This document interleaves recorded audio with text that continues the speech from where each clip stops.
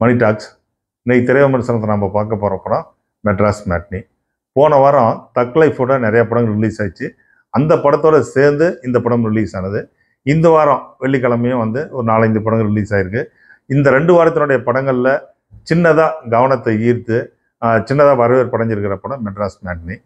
தக் லைஃப்னுடைய பேச்சு, அதுக்கு உண்டான விமர்சனங்கள்லாம் ஒரு 2 நாளில் 3 நாளில் முடிஞ்சிருச்சு. ஆனால் இந்த படத்தினுடைய பேச்சு இப்போ தொடர்ந்து வந்துகிட்டு இருக்கு.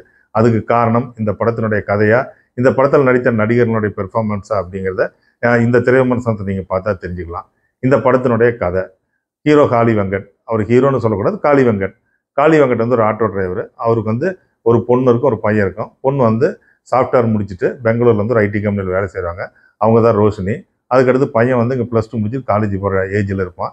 இப்போ இவங்க 2 பேர்த்தையும், இந்த குடும்பத்தையும் அவர் நல்லா வச்சிருக்கணும். அவங்களுக்கு தேவையானதை செஞ்சு கொடுக்கணும்.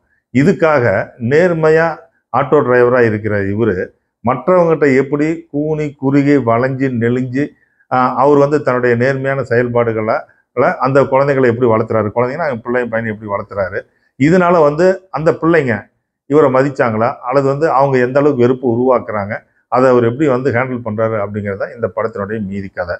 இந்த படத்தினுடைய கதை ஏற்கனவே தமிழ் சினிமாவில் பல ஆண்டுகளாக பல 100 கதைகள் வந்துருச்சு. நிறைய ஆர்டிஸ்ட்டுங்க நடித்து இந்த கதையை நீங்கள் பார்த்துருப்பீங்க, நாங்களும் பார்த்துருக்கோம். ஆனால் இந்த படத்தில் காளி வெங்கட் அப்படிங்கிற ஒரு சென்டர் கேரக்டர், அவருடைய பெர்ஃபார்மன்ஸுக்காக மட்டும்தான் இந்த படம் இவ்வளோ தூரம் பேசப்பட்டிருக்கு. அவருக்கு இந்த படத்தில் பார்த்தீங்கன்னா ஒரு ஆட்டோ டிரைவருக்கு உண்டான கேரக்டரைசேஷன். அந்த ஆட்டோ டிரைவராக அவர் நடிப்பார். ஆட்டோ ஓட்டிக்கிட்ட தன்னுடைய மகனுடைய ஆசைகளை, தன்னுடைய மகன் தன் அப்பா மற்ற அப்பாக்கள் மாதிரி எப்படி கெத்தாக இருக்கணும், மற்றவங்களை எப்படி மிரட்டணும், அந்த மாதிரி இவர் இருக்க முடியுதா? அதுக்கு அடுத்து பார்த்தீங்கன்னா ரோஷினி.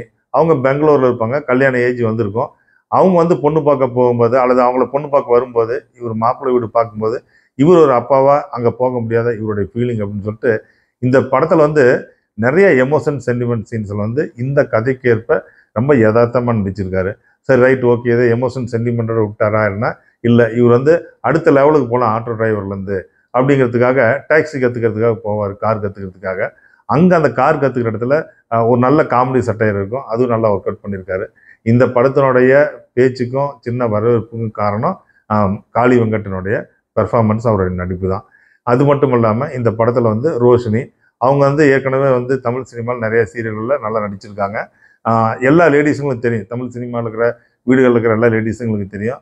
அந்த பொறுப்பு அவங்க ஒரு முதிர்கன்னியாகவும் இல்லாமல், அதுக்கு அடுத்து யங்காகவும் இல்லாமல் கல்யாணத்துக்கு தயாராகக்கூடிய சூழ்நிலையில் அவங்களுடைய ஃபீலிங் எப்படிங்கிறதுங்கிறத கரெக்டான மீட்டரில் நடிச்சிருக்காங்க.